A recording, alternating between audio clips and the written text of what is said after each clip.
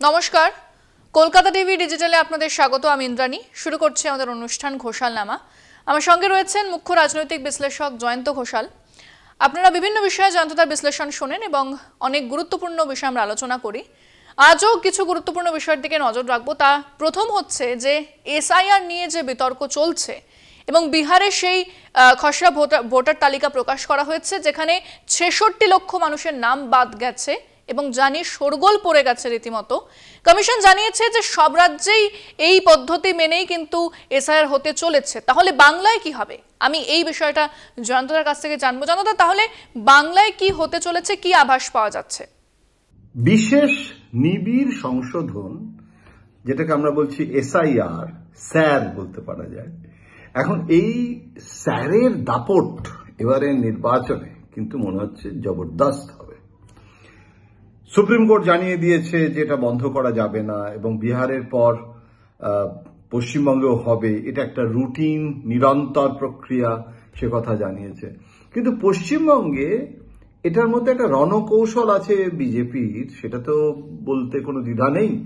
এই যে নির্বাচন কমিশন ভোটার তালিকার সংশোধন করতে গিয়ে এই যে একটা প্রচার এবং একটা বেশ কিছু কতিপয় দৃষ্টান্ত দেখিয়ে সেটাকে একটা সাধারণীকরণ হচ্ছে এবং বলা হচ্ছে যে এই তো বাংলাদেশি। এরকম কয়েকটা নমুনাও তো দৃষ্টান্ত স্থাপন হয়েছে, গ্রেপ্তার হয়েছে।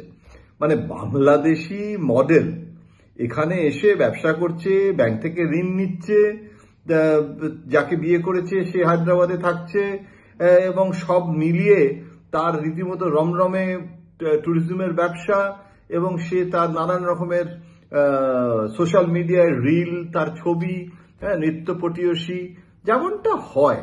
এবং এটা তো শুধু একটা কোনো এই মডেলের ব্যাপার নয় ইন্দ্রাণী। একটা জিনিস মনে রাখতে হবে যে এই যে যারা ভিসা বা পাসপোর্ট নিয়ে যে ব্যবসাটা হয় এবং সেখানে যে দালালরা কাজ করে, যে এজেন্ট হিসেবে কাজ করে, এগুলো নতুন নয়। এখানে প্রশ্ন হয় যে এটা কার দায়িত্ব? বিএসএফ এরও দায়িত্ব আছে।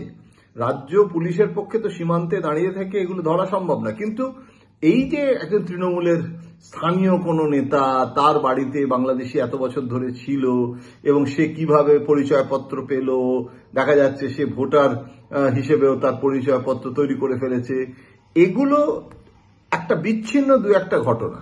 কিন্তু সেটাকে বিজেপি তো চেষ্টা করবে। সুতরাং ভোটে যে এটা কাজ করবে না একদম, সেটা বললে ভুল হবে। কিন্তু এখানে দেখতে হবে যে সেটা কিভাবে মোকাবিলা করা হবে। এই মোকাবিলাটা খুব গুরুত্বপূর্ণ। তার কারণ অভিষেক বন্দ্যোপাধ্যায় ইতিমধ্যে বৈঠক ডেকেছে এবং সেখানে ভার্চুয়াল মিটিং একটা হবে।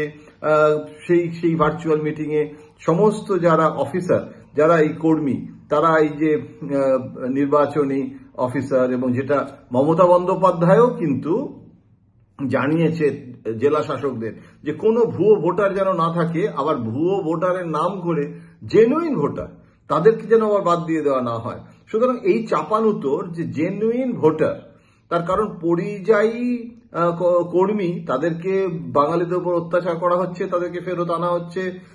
এটা যে বাঙালি একটা জাতিসত্তার একটা রাজনীতি, সেটা যেরকম একটা দিক, আবার এটাও বলা হচ্ছে যে বাংলাদেশি সাজিয়ে জেনুইন লোককে তাদেরকে হ্যারাস করা হচ্ছে। সুতরাং একদিকে বাঙালি জাতিসত্তার লড়াই, ভাষা আন্দোলন, আর একদিকে অনুপ্রবেশকারী ভুয়ো ভোটার, রোহিঙ্গা, এদেরকে নাগরিক করে দেওয়া হচ্ছে, এই লড়াই। এখন এই যে চাপান উত্তর, এটা এবারে একটা Paschimbanga will be the hot bed of this controversy. এটাই দেখার যে এই বিতর্কটাকে মানুষ কিভাবে গ্রহণ করে। এখনো পর্যন্ত মমতা বন্দ্যোপাধ্যায়কে কোণঠাসা করে দেওয়া সম্ভব হয়েছে এমনটা মনে হচ্ছে না, কিন্তু এখনো সময় আছে। মে মাস পর্যন্ত এটাকে টানা, এটা দুপক্ষের পক্ষে খুব সহজ কাজ দেয়। অন্য কোনো ইস্যু এসে যেতে পারে, বাংলাদেশের ভোট আসছে জানি না, সেটার সাথে আবার এই ইস্যুটা যুক্ত হয়ে যাবে কিনা, এবং মোদী অমিত শাহর কি প্ল্যান অফ অ্যাকশন সেটা তো সবটা আমরা জানি না। আবার মমতা বন্দ্যোপাধ্যায়ও কিন্তু তিনিও একটা রাজনৈতিক প্রজ্ঞা আছে। সুতরাং এখন দেখার বিষয়, আমাদের নজর রাখতে হবে। অনেক ধন্যবাদ জানাবো জয়ন্তদাকে। আপনারা এই ঘোষালনামা অনুষ্ঠানে জয়ন্তদার বিশ্লেষণ শোনেন। বহু গুরুত্বপূর্ণ খবরে আমরা নজর রাখি। তবে আজকের আলোচনা এখানেই শেষ করছি। অন্যান্য খবরের আপডেট জানতে অবশ্যই নজর রাখতে হবে আমাদের অনুষ্ঠান ঘোষালনামা এবং কলকাতা টিভি ডিজিটালে রাত দিন 7 দিন।